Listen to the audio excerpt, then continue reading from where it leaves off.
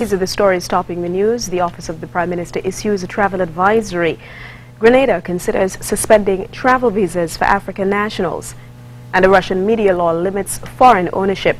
Good afternoon. Welcome to ZIZ's Midday newscast for today. It's Thursday, October 16th, 2014.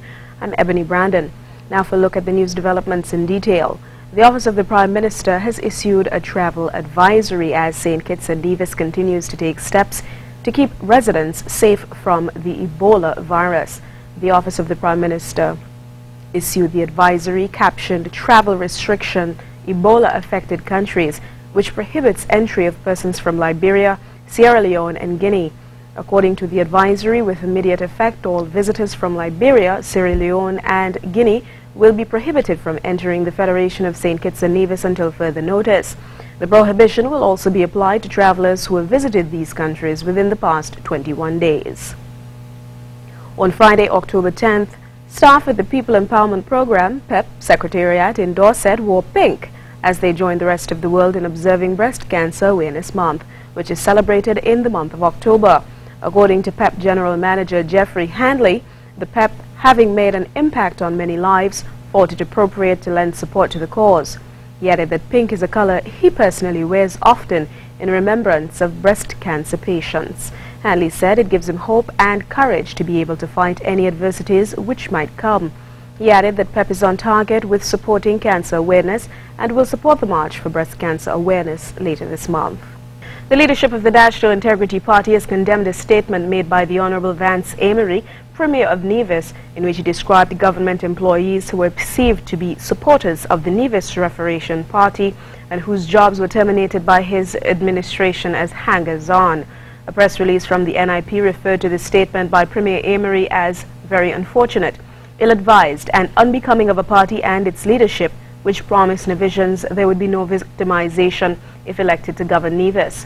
To refer to Nevisian citizens as hangers-on is a betrayal of the trust that Nevisians placed in him and an infringement of their constitutional right to be treated fairly and justly, regardless of their political affiliation, it continued.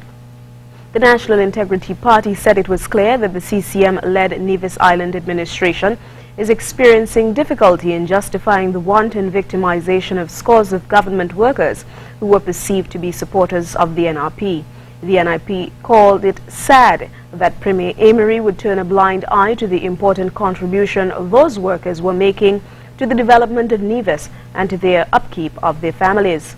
The NIP called on Premier Amory to retract the statement and apologize to those workers and to their families for his derogatory remarks.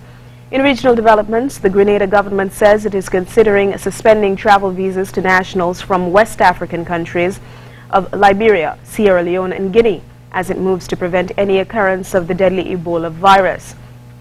A government statement issued ahead of a meeting of health ministers from the Organization of Eastern Caribbean States in St. Vincent on Wednesday noted that with the mortality rates climbing in the affected countries and the potential of spread becoming more and more imminent, the move to suspend the visa could soon be taken.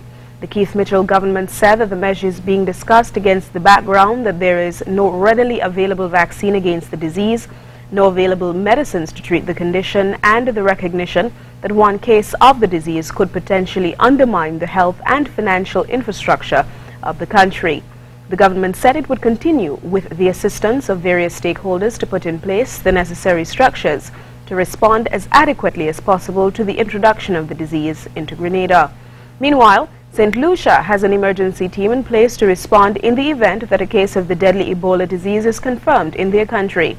DBS's Cecile Actil has the details. The fire department says it wants to be prepared in the event that the Ebola virus arrives here. The first response agency has already received the personal protective equipment for the emergency team to respond in the event of an Ebola case being confirmed locally. We want persons to be fully aware of what the implications are, what our role is, what every member's role is, and how he should act from the time a call is received until the patient is dealt with. The fire department has also acquired equipment from the Ministry of Health to deal with the infected. A team of emergency personnel has been identified to respond. The fire service will be forming, in order to respond to an Ebola, to a known or suspected Ebola case, the Pfizer will be forming part of the national medical team. So what is going to happen is that doctors, nurses, and the ambulance crew will form a team that will respond to the situation. The medical staff will do the assessments. Ebola has spread and killed several persons in at least 4 nations in West Africa. The United States and Europe have also recorded deaths due to the disease. For the DBS News World, I am Cecil Actil. In international developments, Russia's President Vladimir Putin has signed off a new law which limits the foreign ownership of Russia's mass media to 20%. It is not the only recent move designed to exert more control over the information Russians are exposed to. Al Jazeera's RORY CHALLANDS reports from Moscow. Vedomosti is printed in Russia, written in Russian. Its journalists are Russians, but the business paper is published by a Finnish group which also owns the Russian editions of numerous glossy international magazines. And by February 2017, they and other foreign-owned titles will have to find new Russian owners or shut up shop. When you're using a brand, it's not just an issue of shares, it's a license issue, because we're all using brands that aren't ours. And the agreement stipulates that the brand owner chooses the chief editor. If the law is adopted in its current form, it means all licensing agreements will be annulled. President Vladimir Putin has just signed in a law which raced through Parliament with overwhelming approval. It restricts foreign ownership of media in Russia to 20%. That's a necessary move, says one of the law's architects, at a time when the Russian government feels it's involved in an information war with the West. Every country in a moment of stress realizes that if you own information, you own the world. If you own mass media, internet, newspapers, magazines, information agencies at the moment, you can start changing minds and promote your ideas, and people will start believing it. It's not the only recent move designed to exert more control over the information Russians are exposed to. Google, Facebook and Twitter have been told to register with Russia's communication watchdog, and this means moving servers containing user data into Russia by January. If they comply, those servers will be accessible by Russia's security services, but if they don't, they could be blocked. Russia started bringing independent TV stations back under state influence more than a decade ago. But with the surge in tensions caused by the Ukrainian crisis, Russia's government now seems increasingly motivated to regulate any information platform it sees as a threat. RORY CHALLANDS, Al Jazeera, Moscow. A protester in Hong Kong has lodged a complaint of police brutality after video footage appeared to show officers kicking him for several minutes. We hear more in this report. The situation is fairly calm at the moment, as it tends to be at this time of the day. It's just around lunchtime here in Hong Kong.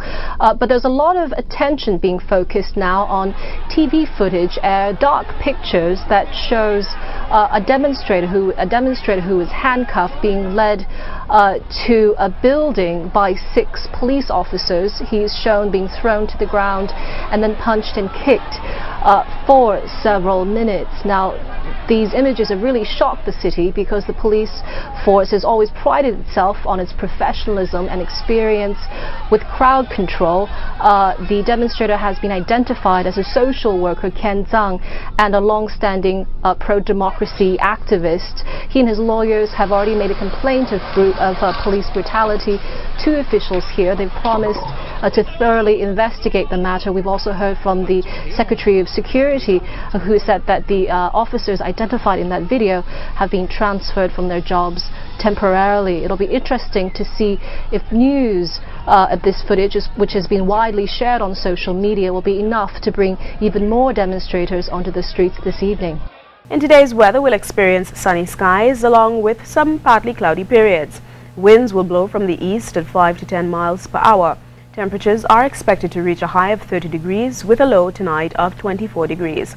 Sunset this evening is anticipated to be at around 5:47 p.m., followed by mostly clear skies. That brings us to the end of the ZIZ Major Newscast for midday. Join us this evening at 6:30 and 7 p.m. for these developments and more in detail. I'm Ebony Brandon. Good afternoon.